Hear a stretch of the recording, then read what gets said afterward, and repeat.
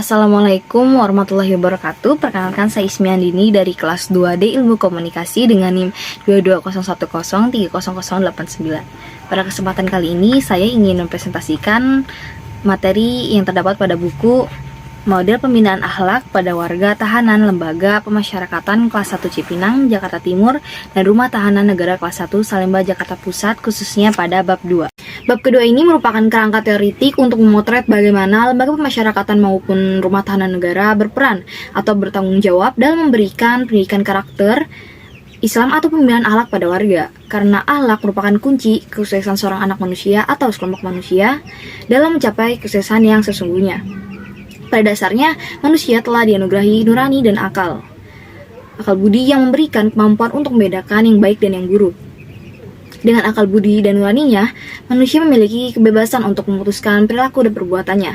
Di samping itu juga, untuk mengimbangi kebebasan tersebut, manusia memiliki kemampuan untuk bertanggung jawab atas semua tindakan yang dilakukannya. Di slide ketiga ini, saya akan menjelaskan pengertian mengenai model. Model diartikan sebagai kerangka konseptual yang digunakan dalam melakukan kegiatan, dan model dirancang untuk mewakili realitas yang sesungguhnya, walaupun model itu sendiri bukanlah realitas dari dunia yang sebenarnya. Atas dasar pengertian tersebut, maka model mengajar dipahami sebagai kerangka konseptual yang mendeskripsikan dan melukiskan prosedur yang sistematik dalam mengorganisasikan pengalaman belajar dan untuk mencapai tujuan belajar tertentu, dan berfungsi sebagai pedoman bagi perencanaan pengajar atau para pelajar dalam melaksanakan aktivitas.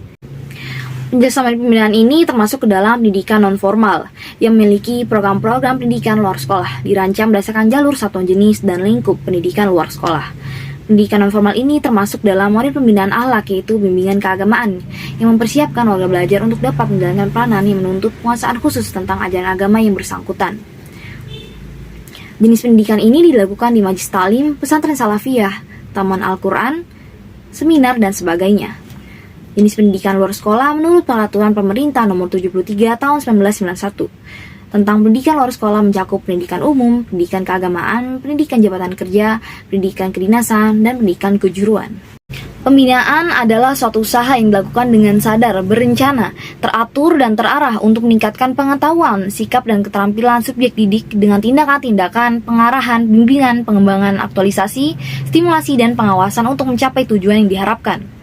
Konsep untuk meningkatkan pengetahuan, sikap, dan keterampilan untuk warga tahanan ini digunakan karena berhubungan dengan program-program yang memang sudah ada, seperti praktikum dan pemberian tugas. Pengertian pembinaan hampir sama dengan pengertian bimbingan. Bimbingan secara harfiah dapat diartikan sebagai memajukan, memberi jalan, atau menuntun orang lain ke arah tujuan yang bermanfaat bagi hidupnya di masa kini dan masa mendatang. Maka dapat kita simpulkan bahwa pembinaan adalah mempengaruhi seseorang atau sekelompok masyarakat untuk mengubah kehidupan pribadinya atau kehidupan sosial ke arah yang lebih baik dari sebelumnya. Dalam buku Model Pembinaan Akhlak pada Warga Tahanan Lembaga Pemasyarakatan kelas 1 Cipinang, Jakarta Timur, dan Rumah Tahanan Negara kelas 1 Salemba, Jakarta Barat, ada beberapa hal yang perlu dipertimbangkan dalam pembinaan akhlak warga tahanan. Di antaranya yang pertama, berhasilnya usaha pembinaan sangat ditentukan oleh adanya motivasi subjek didik, yaitu kesadaran akan apa yang dipelajari dan mengapa harus dipelajari. Yang kedua, berhasilnya suatu latihan pembinaan ditentukan oleh seberapa jauh anak didik mampu menerapkan hasil latihan-latihannya ke dalam kehidupan sehari-hari. Yang ketiga, latihan-latihan itu akan mencapai hasil yang optimal bila mana anak didik menghayati melalui pengalamannya sendiri. Yang keempat, berhasilnya pembinaan didasarkan atas prinsip perpaduan antara minat kebutuhan, kemampuan generasi muda dengan kondisi sosial dan kebutuhan sosial. Yang terakhir, pembinaan generasi muda harus bersifat kontinu dengan berorientasi ke masa lalu dan mendatang. Dalam proses pembinaan warga tahanan, Islam menunjukkan 3 potensi dasar yang dikaruniakan Allah kepada manusia agar menjadi pribadi yang unggul, yakni yang pertama ada potensi jisim atau fisik. Pembinaan fisik yang ditanamkan dalam jiwa warga tahanan akan membantu mereka dalam melaksanakan kewajiban-kewajiban syariat Islam, seperti sholat, puasa, dan juga pergi haji. Lalu yang kedua ada potensi akal atau intelektualitas. Ini sangat penting di dalam membentuk pola pikir warga tahanan, dan Islam memiliki perhatian yang sangat besar terhadap intelektualitas, dan menganjurkan pemeluknya untuk menuntut ilmu pengetahuan. Lalu yang ketiga ada potensi kolbu. Ini lebih difokuskan kepada pembinaan akhlak. Demikian 3 hal tersebut menjadi acuan dalam pembinaan warga tahanan. Selanjutnya ada pengertian mengenai akhlak. Dilihat dari segi bahasa etimologi, perkataan akhlak bahasa Arab adalah bentuk jamak dari kata khuluq.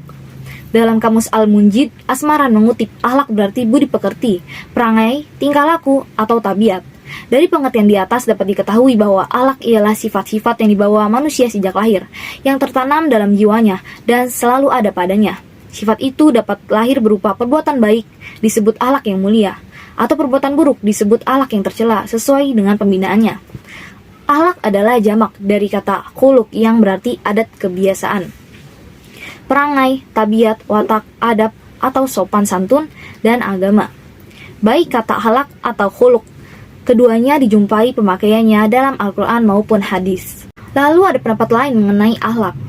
Ibnu Misyawai mendefinisikan akhlak yang dikutip oleh Abu Dinata yaitu sebagai sifat yang tertanam dalam jiwa yang mendorong untuk melakukan perbuatan tanpa memerlukan pemikiran dan pertimbangan. Kemudian menurut Imam Ghazali bahwa akhlak adalah sifat yang tertanam dalam jiwa yang menimbulkan bermacam-macam perbuatan dengan gampang dan mudah tanpa memerlukan pemikiran dan pertimbangan. Menurut Mubarak yang dikutip oleh Abdul Najib bahwa akhlak adalah keadaan batin seseorang yang menjadi sumber lahirnya perbuatan, di mana perbuatan itu lahir dengan mudah tanpa memikirkan untung rugi. Dan bagi Ali Abdul Halim Mahmud bahwa akhlak adalah sebuah sistem yang lengkap yang terdiri dari karakteristik akal atau tingkah laku yang membuat seseorang menjadi istimewa. Lalu di slide ini ada ruang lingkup pembinaan akhlak. Ajaran akhlak yang pertama terhadap Allah. Akhlak terhadap Allah dapat diartikan sebagai sikap atau perbuatan yang seharusnya dilakukan oleh manusia sebagai makhluk kepada Tuhan sebagai Khalik. Di antara nilai ketuhanan yang mendasar ialah yang pertama iman, yang kedua ihsan, yang ketiga takwa, yang keempat ikhlas, yang kelima tawakal, yang keenam syukur, dan yang ketujuh sabar. Lalu yang kedua ada terhadap Rasulullah. Pandangan yang menempatkan Nabi SAW sebagai sosok yang menjadi figur dari keteladanan akhlaknya. Lalu yang ketiga ada terhadap diri sendiri.